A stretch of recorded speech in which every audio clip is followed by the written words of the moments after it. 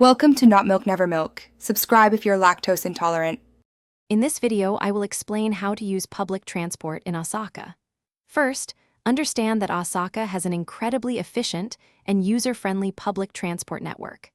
The subway and JR lines are your main options for getting around the city. To make your travel seamless, I highly recommend purchasing an IC card, such as ICOCA.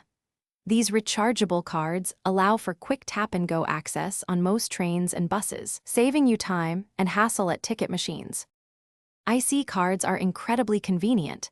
Simply tap them at the gate when entering and exiting. They are widely accepted across various transport systems.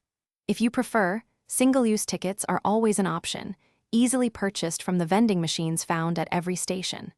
Before you travel, always take a moment to check your route and the correct fare using the Clear Station maps or a reliable navigation app on your phone. This ensures a smooth journey.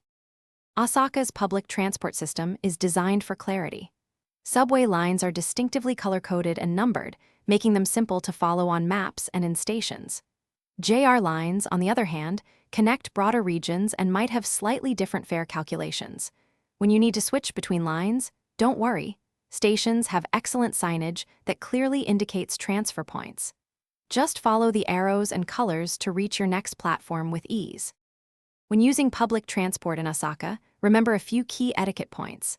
On escalators, stand on the left to allow those in a hurry to walk past on the right. Keep conversations at a respectful volume, and always be mindful of offering your seat to elderly passengers, pregnant women, or those with small children. These small gestures make a big difference.